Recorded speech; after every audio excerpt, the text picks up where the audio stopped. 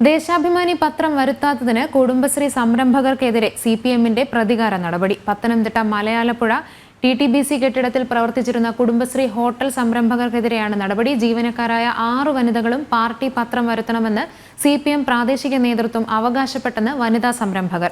ഇതിന് തയ്യാറാകാതെ വന്നതോടെ 10 വർഷമായി പ്രവർത്തിച്ച കുടുംബശ്രീ പ്രവർത്തകരെ ഇവിടെ നിന്നും ഒഴിവാക്കി. മലയാലപ്പുഴയിൽ 10 വർഷം മുൻപാണ് കുടുംബശ്രീ പ്രവർത്തകരായ ലതയും കൂട്ടരും ചേർന്ന് മൗണ്ടൻ കഫേ എന്ന പേരിൽ DTBCയുടെ കെട്ടിടത്തിൽ ഹോട്ടൽ ആരംഭിച്ചത്. കുടുംബശ്രീ മിഷന്റെ കീഴിലായിരുന്നു ലാഭകരമായ ഹോട്ടലിന്റെ പ്രവർത്തനം.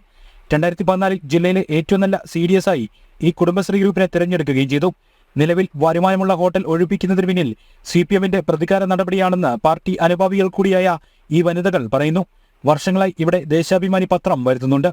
ഇതിനു പുറമെ ഓരോ അംഗങ്ങളും ഒരു പത്രം വീതം വരുത്തണമെന്ന് CPM പ്രാദേശിക നേതൃത്വം ആവശ്യപ്പെട്ടു. ഈ ആവശ്യം നിരസിച്ചതാണ് തങ്ങൾക്കെതിരെയുള്ള പ്രതികാരത്തിന് കാരണമെന്ന് ഇവർ ആരോപിക്കുന്നു. ദേശാഭിമാനി പത്രത്തിനോട് നമ്മൾ അനുകൂലം കാണിച്ചില്ല എന്നുള്ള ഒരൊറ്റ കാരണത്താലാണ് ഇതിനകത്ത് മലയാലപ്പുഴ LDFന്റെ നേതാവായ ജയപ്രകാശ് എന്ന സാറ് പുള്ളിയാണ് ഇത് കൊട്ടേഷനിൽ പോട്ടെ എന്നും പറഞ്ഞ് ഞങ്ങളോട് വെല്ലുവിളിച്ച് ഇവിടുന്ന് ഇറങ്ങി പോകുന്നത്. ഒരു 5 പത്രം എടുക്കണം ദേശാഭിമാനിയുടെ. അപ്പോൾ ഞാൻ പറഞ്ഞു, സാറേ നമ്മൾ 10 വർഷമായിട്ട് ഒരെണ്ണം എടുക്കുന്നുണ്ട്. അത് തന്നെയുമല്ല, ഞാൻ ഒരാളെ നിർബന്ധിച്ച് പത്രം എടുപ്പിക്കാൻ ഞാൻ ആളല്ല. 5 പേരെന്നവർ ഉദ്ദേശിച്ച ചിലപ്പോൾ നമ്മൾ 5 സ്റ്റാഫിനെ ആയിരിക്കാം.